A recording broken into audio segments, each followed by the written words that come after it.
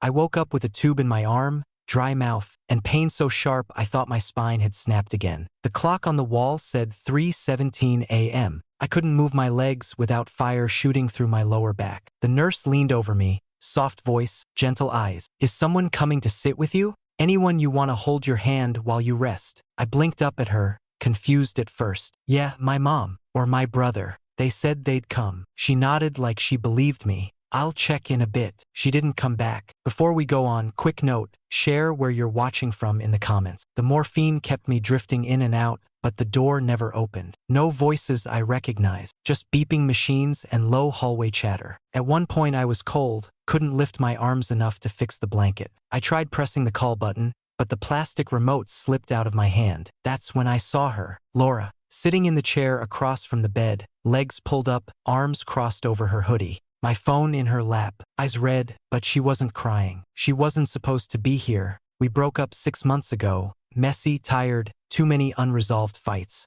Last time we spoke, I was yelling and she was packing a box of mugs. I stared at her, confused and half-drugged. She noticed and stood up, walked over like we hadn't screamed at each other half a year ago. "Hey," she said soft. "I'll stay a bit." She adjusted the blanket over my chest without asking. My mouth was like sandpaper. She picked up the water cup from the side table and held the straw to my lips. "Small sips," she said, watching me. I tried to ask where my mom was. "My brother." She shook her head before I could speak. "No one came." I don't know how long she stayed. Might have been hours. She didn't talk much. Just sat there with the phone in her lap, occasionally checking it, mostly just watching over me. When I dozed off, I felt her squeeze my hand once, firm, like she was saying something without saying it. At one point, the nurse came back and asked again if anyone was here for me. Laura answered before I could. "I am," she said. "I've got him." I woke up to sunlight leaking through the ugly hospital blinds. My back felt like a busted zipper. Tug the wrong way and everything would split open. Laura was asleep in the chair,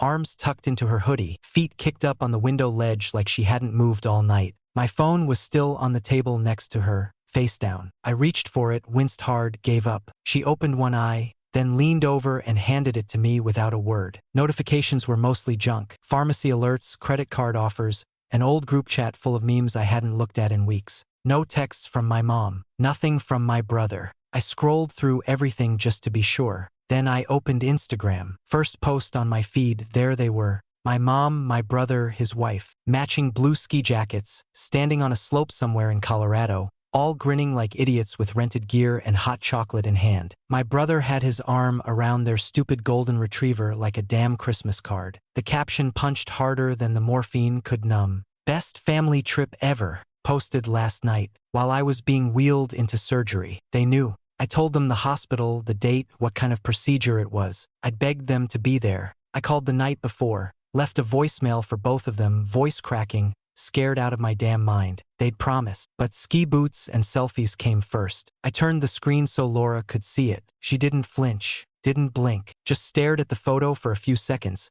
then took the phone from my hand and placed it face down on the side table. Neither of us said anything. She got up and adjusted my blanket again, tugging it just enough to cover my feet. Then she sat back down. I stared at the ceiling, not angry, not shocked, just hollow. It wasn't like I hadn't seen signs before. Missed birthdays, flaky promises, mom forgetting my work anniversary every year but remembering to send flowers to my brother's dog groomer. But this was different. This was loud. This was public. They hadn't just skipped the hospital, they'd broadcast it like a damn commercial. Laura offered me the water again. I took it, slow sips through the straw. My hands shook, and she didn't say anything about it, just held the cup steady. When I was done, she set it back down. "You should rest," she said. "I'm fine," I muttered. "You're not," she said flat, "but okay." I didn't ask her why she came. I didn't have the energy. I just stared at the whiteboard on the wall with the nurse's name written in dry erase marker, and the words pain level, let us know,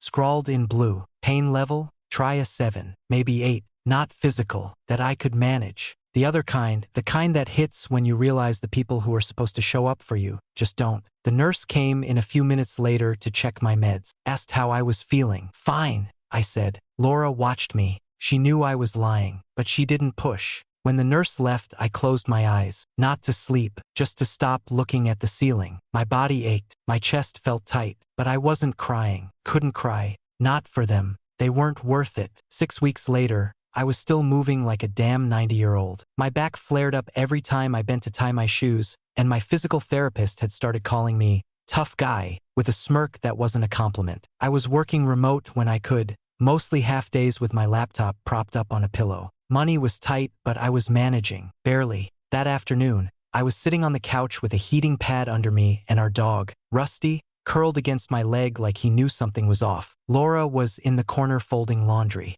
She'd been doing that a lot lately, quiet, steady, just around. My phone buzzed on the armrest. I ignored it, then it buzzed again and again. I finally grabbed it. 92 missed calls, most from my mom and my brother. No voicemails, just missed calls like they were trying to wear me down by volume alone. At the top, a new text from my brother. Need $4,800 urgently. Please. No, hi. No explanation. No, how's your back? Just that number and the word please slapped on like a band-aid. I stared at it for a long minute. Rusty shifted and pressed closer to my thigh, totally passed out. I didn't say anything, just kept looking at the message, like if I stared hard enough, it might rewrite itself into something human. Laura glanced over but didn't speak. She just kept folding shirts, my shirts, like it was just another Tuesday. I typed back, I'll see what I can do. And then I sat there, still, quiet, phone in hand. Something felt different. Normally, I'd be logging into my banking app before I even hit send, transferring funds, making it work, telling myself it was temporary. But I didn't move, didn't open anything. I looked around, at our tiny living room with its crooked IKEA shelf and dog toys scattered across the rug. At Laura, tired, ponytail loose, folding one of my old hoodies like it mattered. They weren't here. Not when I needed surgery. Not after. But now they wanted for grand like I was some kind of walking ATM with a broken spine. I looked at Rusty again, still asleep, twitching in his dreams. I set the phone down on the coffee table, face up, let the message just sit there. Laura walked over with a small pile of socks and dropped them in the laundry basket. She glanced at the phone,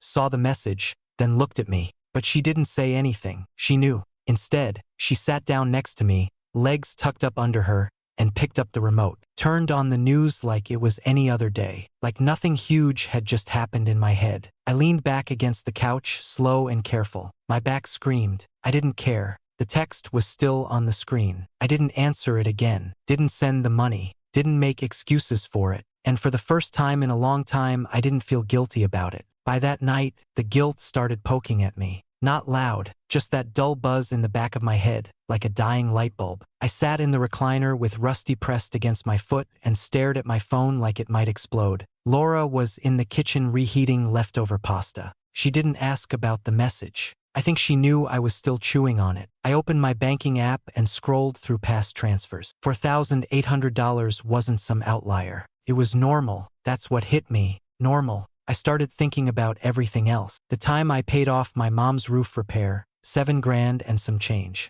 The so-called emergency business loan my brother needed, which was really just to cover his car payment and some flashy website for a dropshipping scam. Their anniversary spa day that somehow ended up on my credit card. Just to recharge, my brother said, like they were war veterans and not freeloaders with soft hands. Nobody had asked how I was paying for any of it. Not once. Not when I got injured, not when I had to stop going into the office, not when the surgery bill hit. They just assumed I'd take care of it. The phone buzzed again. This time, the text was from my mom. You're all we have. I let that sit there. I didn't answer, just walked my phone across the room and set it down on the kitchen counter next to the toaster. Laura was plating the pasta. I pulled out a chair, sat down, and showed her the message. She read it once, handed the phone back without a word. Then she said, "You always said yes before." That was all. Not cruel, just true. I pushed the pasta around on my plate for a while, didn't eat much. My back was throbbing. My stomach felt like it had swallowed a brick. I got up, went to the desk in the corner, pulled my laptop out. "What are you doing?" Laura asked. "Making a list," I said. She didn't press. I opened a spreadsheet and typed money across the top like a damn headline. Then I started filling in rows. Roof repair, $7,230. Chase loan transfer, $5,000. Massage Envy gift card, $250. Apple Music, mom's account, $14.99 per month. Family phone plan, $180 per month. Netflix, $19.99 per month. Amazon Prime, $139 per year. it just kept going. I couldn't stop typing. My fingers moved fast, fueled by something sharp. Not anger exactly, just clarity. By the time I finished, the total was sickening. And that was just the stuff I remembered off the top of my head. Laura stood behind me at some point. I didn't even notice her walk over. She didn't say anything, just rested her hand on my shoulder, light but steady. I opened every account I could think of: phone carrier,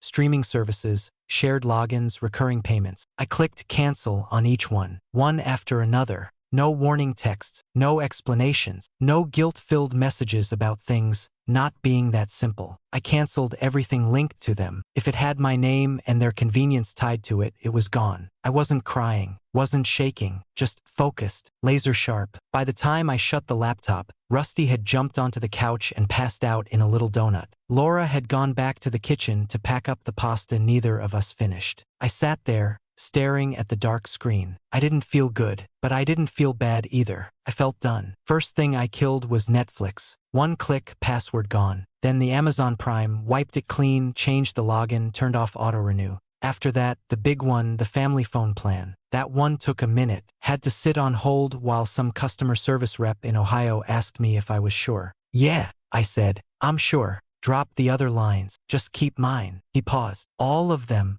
Every single one. The next morning, they noticed. Fast. My brother texted from a random number. Did the card get hacked? I didn't answer. Just blocked it. Felt like brushing lint off my shirt. A few hours later, my mom left a voicemail. Fake sweet voice, sugary and brittle. Hey honey, hope you're okay. We miss you. Just checking in. No pressure. Love you. I didn't listen to the whole thing. Deleted it halfway through. Laura was in the kitchen pouring coffee. She leaned against the counter, watching me quietly. You good? She asked. I nodded. Yeah, but she kept watching, her head tilted a little. You're quieter lately. I looked down at my phone, now clean of notifications. For once, the silence felt like peace. I'm just tired, I said, of being a resource, not a person. She didn't hesitate. Good. They don't deserve you. That hit me harder than I expected. Not because it was sweet, because it was honest. No fluff, no therapist talk, just straight. She walked over, handed me the mug, and kissed the top of my head like we'd been doing this routine forever. And in a way, we had, just not like this. The days started feeling sharper, clearer, like someone finally wiped the fog off the mirror. My phone stayed quiet. No new voicemails. A few unknown numbers tried to call. I blocked each one without listening. They were scrambling, probably confused, trying to figure out if they'd done something wrong or if I was just being dramatic again. That was always their favorite word when I had a boundary. Laura never asked for updates, but she noticed the shift. I wasn't snapping. I wasn't pacing. I was just focused. My back still hurt, but not as much. Or maybe it did, and I just didn't care the same way. One afternoon, I caught Laura watching me as I sorted through a pile of unopened mail, tossing junk, ripping up credit card offers, filing only what mattered. She smiled, half proud, half tired. You're getting your space back, she said. I looked at her. Yeah, I am, and I meant it. 2 days after I canceled the last subscription, a certified envelope showed up in the mailbox. Laura was the one who brought it inside. She held it up with 2 fingers like it smelled bad. From your mom, she said. Certified. You have to sign for it. I signed without looking, took it to the table, sat down. The envelope was thick, heavy, like it had weight on purpose. My name was typed, not handwritten, like a bill from a lawyer. Inside was a stapled letter, 8 pages long. The title at the top made my stomach drop. What we've done for you. I read the whole thing, every word. They'd listed it all. Rent from when I lived at home after college, broken down by month. Grocery bills they claimed I ate through. Gas money. My high school car insurance. A birthday party from when I turned 12. Cake, decorations, party favors. They even added in a $20 movie ticket from 2010. Apparently, I never paid them back for that. Every item had a price tag, all added up at the bottom in bold, underlined, $16,400.75. I flipped the last page over and there it was, a handwritten note,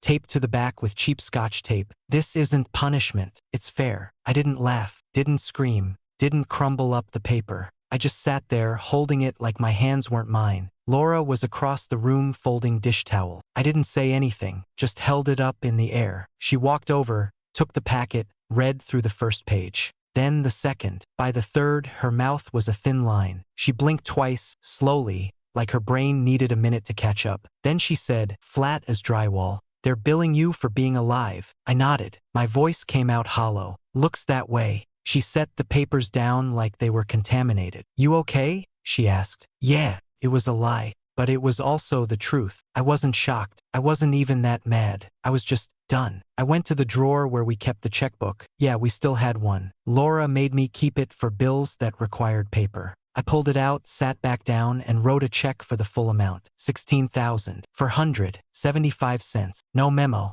No signature flourish. Then I grabbed a sticky note, wrote 4 words in black ink. Paid. Never again. I peeled off the handwritten trash note from the back of their letter and taped mine right over it. Laura watched me the whole time, arms crossed, no smile, just quiet. "Are you seriously sending it?" she asked. "Yeah," I said. "Let's be done." I stuffed the whole thing back into a clean envelope, sealed it, and addressed it with the same cold precision they used. Drove it to the post office that afternoon. The clerk asked if I wanted tracking. "No," I said. "They'll know when they get it." That night, Laura didn't bring it up again. We ordered Chinese, watched some cooking show, and let Rusty lick beef lo mein off a plate we forgot to clear. But my head was buzzing, not from rage, from something else, like a fuse had blown and silence took its place. I wasn't trying to prove anything anymore, not trying to be the better son or the generous brother or the dependable one who always picked up the slack. They sent the invoice. I sent the check. We were square now, done. 3 nights later,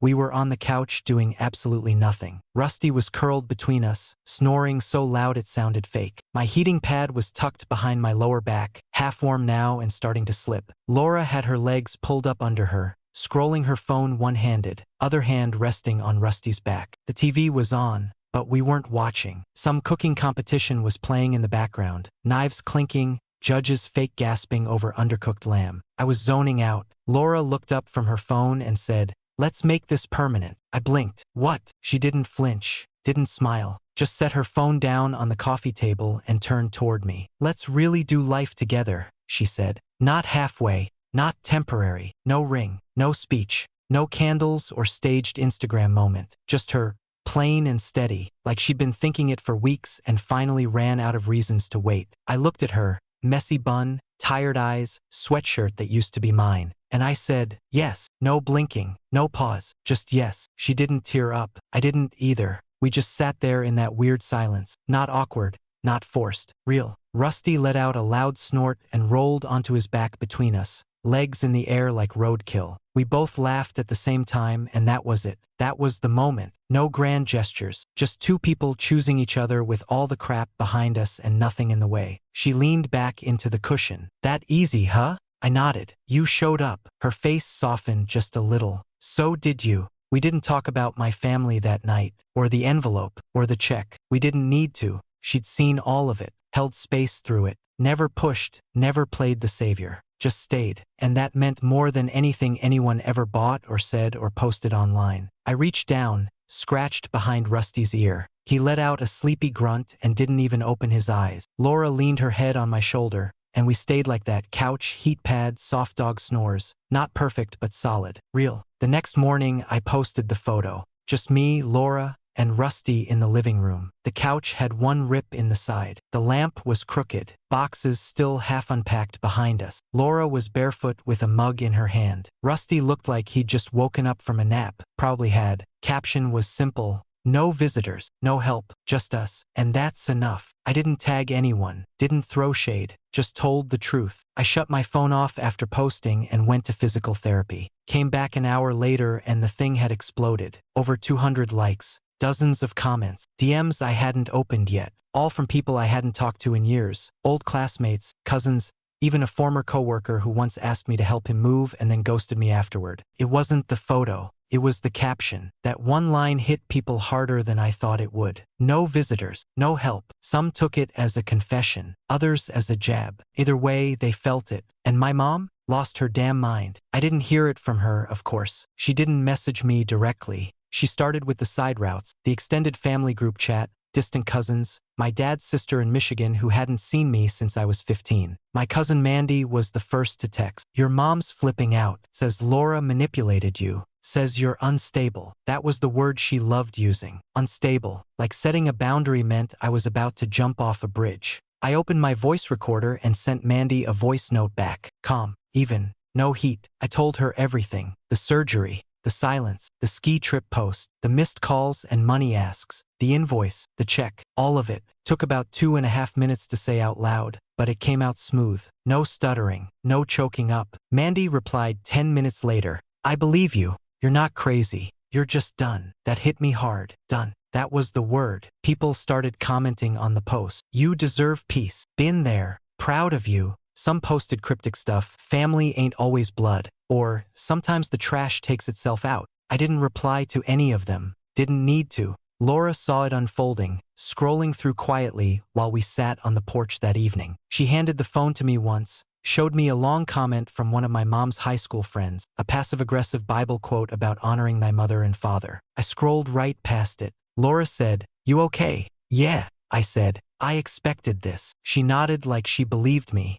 and she did. The fallout wasn't loud, it was calculated. People started unfollowing me. One aunt blocked Laura completely. Someone tagged my brother in a reply thread with a popcorn emoji like it was some kind of drama show. But I didn't care. They wanted a reaction, and I gave them silence. That night, Laura made grilled cheese and tomato soup. Rusty sat by the stove hoping something would fall. I sat at the table and looked at the photo again on my phone. Still there, still real. No filters, no edits, just us. And that was enough. The next morning, my phone rang with no caller ID, blinking across the screen. I let it go to voicemail. Seconds later, the transcript popped up. "So that's it? You're cutting us off." My mom's voice, tight and dramatic like she was in a soap opera. "No, how are you?" No apology. Just straight to the point, her version of it anyway. I didn't respond, didn't listen to the whole thing. 5 minutes later, Laura's phone buzzed. Unknown number. She frowned, swiped to her voicemail, then played it on speaker. "You think you're really a family? You're not even married." My brother's voice, smug, like he thought that would shake her, like some legal paper was the only thing that made a family real. Laura didn't even blink, just rolled her eyes, deleted it, and tossed her phone back on the table. "They're flailing," she said. "Don't let it get to you." I didn't, but I did get to work. I opened every account I could think of: email, utilities, streaming, cloud storage, banking. Started with passwords, changed every one of them, made them long, random, nothing they could guess. Then I removed names from insurance policies: medical, dental, auto. My brother had somehow still been listed as an emergency contact. Gone. I called the bank and closed the last shared account, the one we'd used years ago to keep things simple. That account hadn't been simple in a long time. I pulled my credit report, made sure nothing weird was attached to my name. All clean. Meanwhile, they went public. Instagram stories, Facebook statuses, screenshots sent to me by distant relatives with subject lines like, "Thought you should see this." Vague quotes about betrayal. "Loyalty is rare. If you find it, keep it. Some people only love you when they need you. Funny how family turns on you when money's not involved." No names, but everyone knew who it was about. I still didn't respond, didn't even hit like, just saved everything, took screenshots, tucked it all into a folder on my desktop called Receipts. They were trying to spin the story, make it about how cold I was, how brainwashed, make Laura out to be the villain, rewrite the timeline, like the past didn't leave a paper trail. But I wasn't playing defense anymore. I wasn't playing at all. Weeks passed. The blocked calls stopped. No more voicemails, no more cryptic Facebook posts, no new emergencies with $signs attached. Just quiet. I didn't realize how loud they'd been until they weren't there. Our life got small and it felt good. Laura worked from home at the kitchen table, headset on, muting herself to yell at the dog for stealing socks. I started a side business, nothing fancy, just freelance stuff I could handle from the couch with my heating pad and a secondhand laptop. We didn't make a lot, but it was ours. Nobody else's name on it. One night after dinner, we were sitting on the porch, wrapped in an old blanket Rusty kept trying to chew through. The air was cool, just on the edge of fall. Laura had her feet on my lap. She was reading something on her phone, headlines probably. I was just sitting there, hands still, mind quiet. I looked over at her and asked, "Why'd you come back?" She didn't even look up, just said, "Because you never needed fixing. You just needed to stop being used." Simple, no fluff, just the truth right between the ribs. I didn't say anything, just nodded and scratched Rusty behind the ears. I never talked to my family again after that. No big fight, no letters, just silence. They moved on, found new people to guilt. Some neighbor, a cousin they hadn't spoken to in years. I saw glimpses of it through the grapevine, desperate Facebook comments, posts about how people change, and you can't pour from an empty cup. I didn't care. I chose silence over chaos, and that was the first real choice I'd made for myself. Would you have paid that invoice or burned it? Let me know in the comments, and don't forget to like and subscribe for more.